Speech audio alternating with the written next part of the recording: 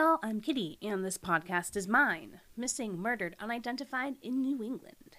Join me as we delve into cases from Connecticut, Maine, Massachusetts, New Hampshire, Rhode Island, and Vermont between January 2010 and December 2020.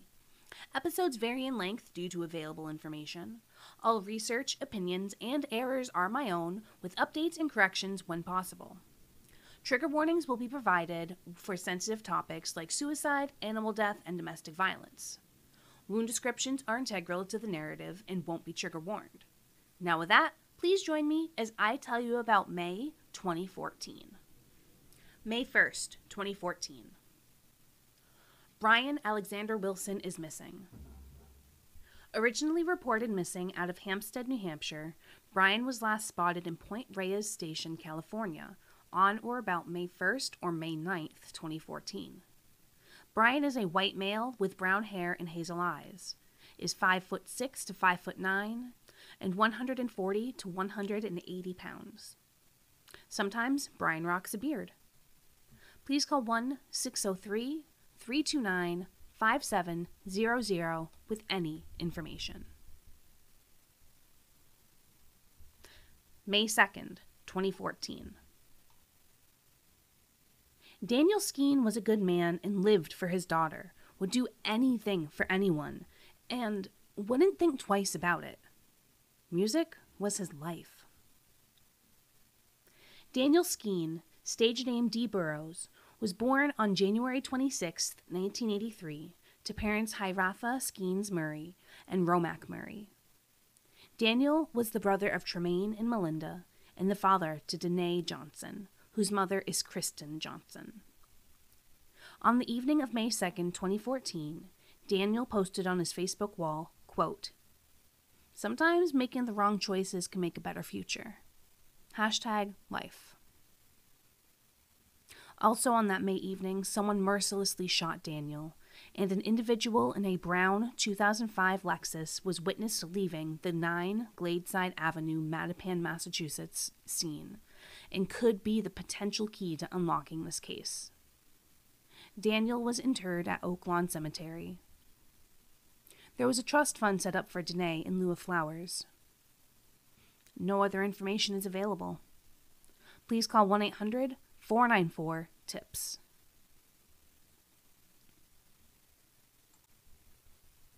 May 8th, 2014. This guy was all over the place.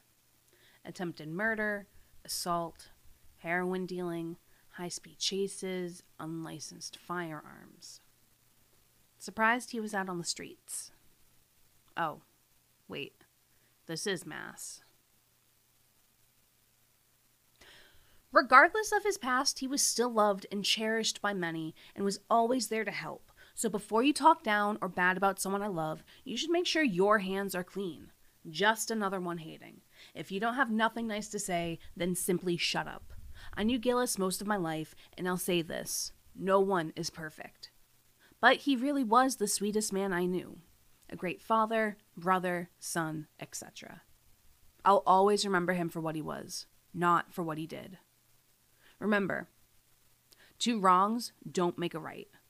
This killing each other has to stop. This is my father we're talking about. He died when I was in 2nd grade. That's horrible. He had a son too, and unfortunately, my brother was just a baby at the time. Where were the cops when we really needed them? I noticed that they're only there when they feel time is right. My father could still be alive, but y'all definitely gassed him up. To be honest, the cops suck. It was 2014 when he died, and at that time the separation between white and black were over, but the cops sure didn't see it that way. If my dad was purple, blue, green, white, or yellow, the cops would have helped him, but he was black. The cops are normally full of shit and let the best father in the world suffer. Y'all cops will never, ever have my respect. If cops are supposed to help us, why are they turning on different colored people? Ariana. Gillis Roberto Semedo was 27 or 28, and by family and friends' accounts, an overall great guy who made some poor choices.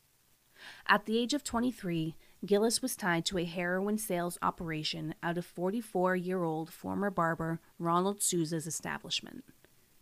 Gillis sold Ronald $100 worth of heroin, and Ronald piecemealed the baggie into several other for which he distributed the controlled substance. Police had been investigating this operation for nearly 2 months due to, quote, shifty customer interactions, i.e., coming and going quickly for a barbershop. Neighboring businesses grew concerned and called the police. Detectives found a small amount of heroin and hypodermic needles above a suspended ceiling in the barbershop. This was not the only trouble Ronald got into for this incident. He had no barber's license and had been operating his barbershop illegally. He had used his father's Florida barber's license to open the shop from Weymouth Board of Health and also racked up 57 encounters with police throughout the years. At 11 p.m. on May 8, 2014, near the corners of Elder and Caulfield Streets in Dorchester, Mass., someone sprayed Gillis with bullets. Gillis was a Roxbury resident and father of 2 at the time he was senselessly gunned down. 2 Hispanic men, later corrected to be Cape Verdean by commenters online, one in a gray sweatshirt with long sleeves and one in jean shorts, were witnessed leaving the scene in a black car. Gillis's body was towed away inside his car, which is a very disturbing detail to me. A commenter added this undisclosed piece of information to the news site reporting on this case. Also, the police only showed up due to the shot spotter and not due to anyone calling in the shooting. Another detail that disturbs me about this case. Gillis was incorrectly listed as Gilson on most of the media sources, which misnaming someone is another common occurrence for many of the cases I cover. Please call 1-617-343-4470 with any information. May 17th, 2014. Plymouth County John Doe was a skull that was picked up in the net of a fishing vessel and taken ashore on May 17th, 2014. The skull belongs to a Hispanic male, roughly 18 years or older. The skull was taken to New Bedford, Mass. If you have any information, please call 1-508-991-6300 or 1-508-961-4584. May 18th, 2014. Dominique Bouville, a.k.a. D. Black, was a 20-year-old Madison High School graduate and Mattapan, Massachusetts resident whose young life was snuffed out. He was funny with a great sense of humor. On the evening of May 18th, 2014, on Columbus Avenue at the corners of Tremont and Camden Streets in Roxbury, an unknown assailant shot Dominique in the legs, injuries that resulted in his death at Boston Medical Center. Officers responded to calls of shots fired. Dominique was found in the middle of Tremont Street. Please call 1-617-343-5840 with any information. May 28th, 2014. Trigger warning, suicide. Jennifer Kabura Bugwa is missing. Jennifer was aged 31 or 32 when she vanished into the night and will be 41 this year. Jennifer is 5'2" to 5'3", 140 pounds, with black hair, brown eyes, and wears contacts. Jennifer grew up in Nairobi, Kenya, with her parents, including her mom Anne and 6 siblings, including her sister Beatrice, before moving to Fall River, Massachusetts in 2001 as a teenager. Jennifer was a deeply religious person who had a career in nursing at Bourne Manor, having graduated from Quincy College for Nursing in 2005, and was working at a nursing facility as an LPN when she disappeared. One source mentioned Jennifer working temporarily on Cape Cod, Massachusetts. According to Jennifer's sister Lisa, by the time she disappeared, she really didn't like nursing anymore. She didn't want to do it anymore. Jennifer was a quiet person, kept mostly to herself. That is to say, Jennifer was very talkative to her friends and family and very reserved to others. This piece of Jennifer's personality is in stark contrast to the bubbly and outgoing personality of a Mary Kay beauty consultant, which is what Jennifer was in the midst of transitioning to at the time she vanished. Jennifer also suffered from depression, and it is unknown if her depression had anything to do with her disappearance. Jennifer is known for her generosity and selflessness, greatly enjoys reading, and had an extensive book collection in her apartment. Jennifer enjoys writing, music, and nature, especially the beach. And Jennifer does not drink alcohol. Jennifer didn't have a computer at home, so she relied on the local library, often walking through Fall River at night to get back to her apartment. It made her family nervous, but Jennifer didn't think twice about it. Jennifer's sister, Lisa, thought that the Fall River apartment building was shady, as well as the occupants of the building, and that the neighborhood was not the safest. Jennifer had no boyfriends and no enemies, according to family.